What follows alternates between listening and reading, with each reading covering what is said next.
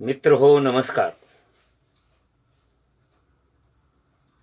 रोज Chhatrapati Shivaji Maharaj, Chhatrapati Sambhaji Maharaj, Rajarshi Shahu Maharaj, Mahatma Phule, doctor Babasaheb Ambedkar, Savitribai Phule यांची नावं घेत मोठमोठ्याने गळ्याच्या शिरा ताणवत नैतिकतेचे पोवाडे गाणारा महाराष्ट्रा इतका महान दुसरा प्रदेश आपल्या देशात असण्याची शक्यता कमी आहे.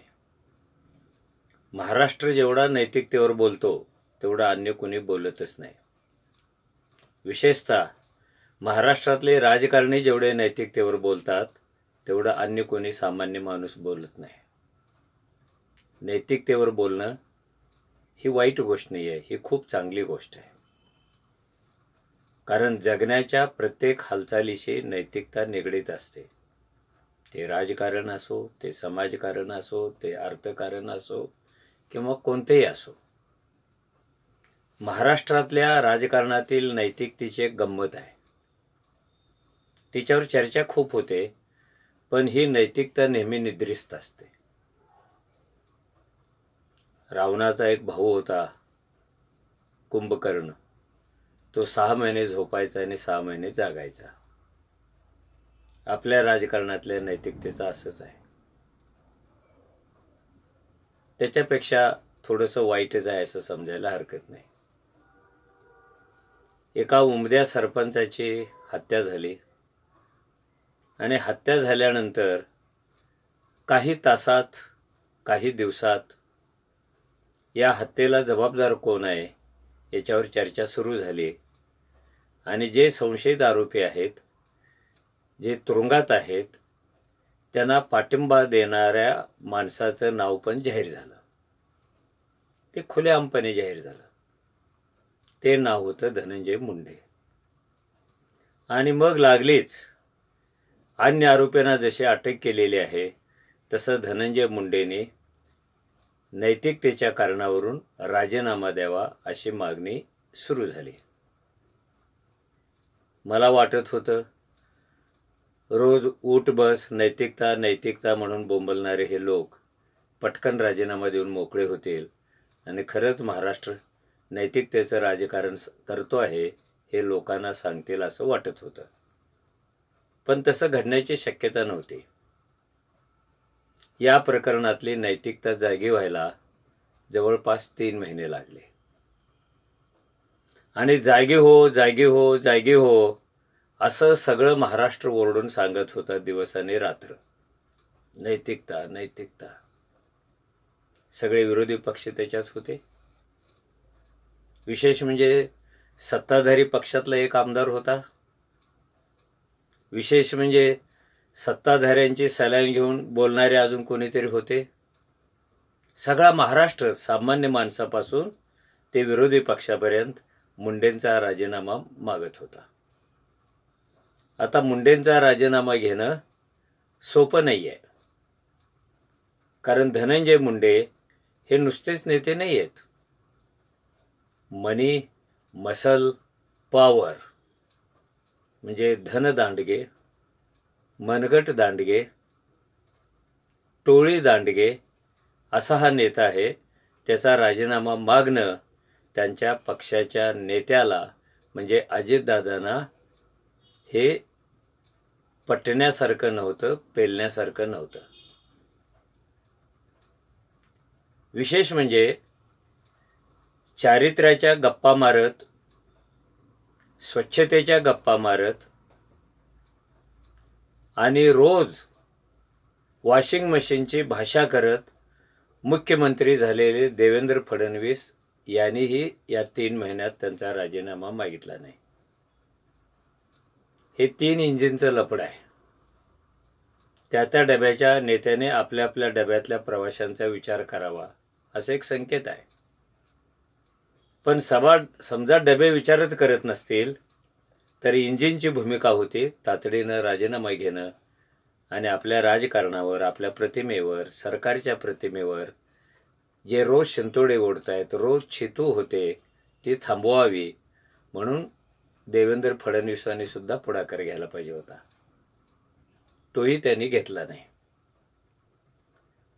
3 महिन्यांनी त्यांनी पुढाकार घेतला आणि माझ्याकडे राजीनामा आला होता, तो मंजूर केला एवढं सांगितलं. आता लोक अर्थ काढतात, जर त्यांनी दिला नसता तर देवेंद्र फडणवीस मागणार होते. कधी मागणार होते? यापूर्वी का मागितला नव्हता? ह्या घटनेचं गांभीर्य, आरोपाचं गांभीर्य एक नेता म्हणून त्यांच्या लक्षात आलं नव्हतं का? आणि हे जे डबेवाले अजितदादा आहेत, त्यांच्या लक्षात नाही का आलं? सरकार नवीन आहे, आपण एक पक्ष हायजॅक करून सरकारमध्ये सहभागी झालेलो आहोत. त्या तुकड्याची प्रतिष्ठा जेवढी मोठी असेल तेवढं त्याचं सर्वायवल मोठं असतं. त्याची विश्वासार्हता जेवढी मोठी असेल तेवढं सर्वायवल मोठं असतं. पण अजितदादाही मूग गिळून होते. त्याचं कारण हा धनदांडगा आणि हा मनगट दांडगा नेता, जो गोपीनाथ मुंडेंची परंपरा सांगतोय. खरं म्हणजे या सांगण्याला पण काही अर्थच नाही. गोपीनाथ मुंडे जिवंत असण्यापूर्वी 5-6 वर्षापासून धनंजय मुंडेने आपल्या चुलत्या विरुद्धचं राजकारण केलं आणि अनेक संस्थांमध्ये त्यांना हरवलं सुद्धा होतं. म्हणजे जे काकाच्या खांद्यावर बसून राजकारणात आले ते शेवटच्या काळात काकांनाच हरवत होते. ही कोणती परंपरा आहे? ते ना मुंडेंनी पाळलेली आहे, ना गोपीनाथांची मुलगी पंकजा मुंडेंनी पाळलेली आहे. कारण ह्यांना त्याची गरज वाटत नव्हती. हे खांद्यावर बसून एकदम उंच झालेले लेकरं आहेत. ते गोपीनाथ मुंडेंच्या पुण्यावर जगणारे आहेत. ना ह्यांनी समाजाचं कधी भलं करण्याचा विचार केलाय, ना ह्यांनी महाराष्ट्राच्या राजकारणात कधी मोठं काम करून आपली छाप पाडलेली आहे. मुंडेंची परंपरा ती धनंजय मुंडे सांगत होते. आणि गोपीनाथ मुंडेंशी अतिशय जवळचे संबंध असणाऱ्यामध्ये देवेंद्र फडणवीस सुद्धा एक होते. जसं प्रमोद महाजन होते तसं देवेंद्र फडणवीस पण होते, तसे अजितदादा पण होते. त्यामुळे हे नाजूक प्रश्न झाला होता राजकारणाच्या दृष्टीने. जर धनंजय मुंडेंना तातडीने राजीनामा द्यायला सांगितलं तर ओबीसी मतांचं काय होईल? कारण अजितदादा भुजबळांच्या नंतर धनंजय मुंडेंना ओबीसींचा महाराष्ट्रातला एकमेव मोठा नेता म्हणून पुढे आणण्याचा प्रयत्न करतायत. आणि त्यासाठीच त्यांनी भुजबळांचा मंत्रिमंडळात समावेश केलेला नाहीये. आता पुढे काय होणार आहे माहिती नाही. मुद्दा मुंडेंच्या राजीनाम्याचा. मुंडे राजीनामा देत नव्हते. ते सभागृहात जात होते, ते पत्रकार परिषदा घेत होते आणि त्यांच्या विरोध त्यांची पहिली पत्नी रोज पत्रकार परिषदा घेऊन सांगत होती की मुंडेंचा विचार करा, त्यांचा शोध घ्या, त्यांना प्रश्न विचारा, उत्तरं मिळतील. अजून कोणीतरी पुराव्यानिशी हे सगळं सांगत होतं. पण सरकारने, त्यातही मुख्यमंत्री आणि उपमुख्यमंत्री अजितदादाने आपल्या डोळ्यावर चामडं ओढून घेतलेलं होतं. कुछ देखा नहीं, कुछ सुना नहीं, कुछ बोलने का नहीं. कारण ही त्यांच्या राजकारणातली अपरिहार्यता होते. आता असं पण चर्चा चालू झाली की ह्यांना अटक करण्याचे, हे राजीनामा घेण्याची जेवढी टाळाटाळ होईल तेवढी धनंजय मुंडेंची बदनामी होईल, तेवढीच राष्ट्रवादी काँग्रेसची पण होईल, तेवढीच अजितदादांची पण होईल. प्रचंड बदनामी होऊ द्यायची आणि मग राजीनामा घ्यायचा. हा भाजपचा डाव होता अशी चर्चा आहे. राजकारणात काही खरं असू शकतं आणि राजकारणात काही खोटं असू शकतं. पण मुख्य घटना पाहता या चर्चांना सुद्धा काही अर्थ नाही. हा राजीनामा घ्यायला विलंब लागला. तो खूप मोठा विलंब होता. आणि याच काळामध्ये आकांचा आका, म्हणजे जो कराड अटकेत आहे त्याचा आका म्हणजे धनंजय मुंडे, असे सुद्धा गल्लीतले शेंबड्या पोरापासून ते मोठ्या नेत्यापर्यंत सगळे लोक बोलत होते. जर राजकारणातली नैतिकता पाळायची असेल तर आरोप झाल्यानंतर आपण सत्तेतून मोकळं व्हावं, सनदशीर मार्गाने न्यायालयामध्ये अन्य संस्थांच्या मध्ये जाऊन आपल्यावर उडालेले शिंतोडे हे पुसून काढावेत, दूध का दूध पाणी का पाणी करावं आणि पुन्हा खुल्या मनाने राजकारणात यावं. ह्याला नैतिक परंपरा म्हणतात. पण इथे प्रश्न असा होता की इथे नैतिकता कशाला म्हणतात हेच कोणाला माहिती नव्हतं. पण ते उच्चारच होते. नैतिकता महत्वाची की सत्ता महत्वाची? तर सत्ता महत्वाची. नैतिकता महत्वाची की राजकारणातले लागेबांधे महत्वाचे? तर लागेबांधे महत्वाचे. म्हणून एक धनंजय मुंडे राजीनामा देण्यास टाळाटाळ करत होते आणि त्याच्यामुळं सगळ्या महाराष्ट्राची बदनामी देशभर होत होते. असं हे कसं राजकारण आहे? गावच्या गावं बंद होतात, महाराष्ट्र बंद होतो, अजून काय काहीतरी होतं.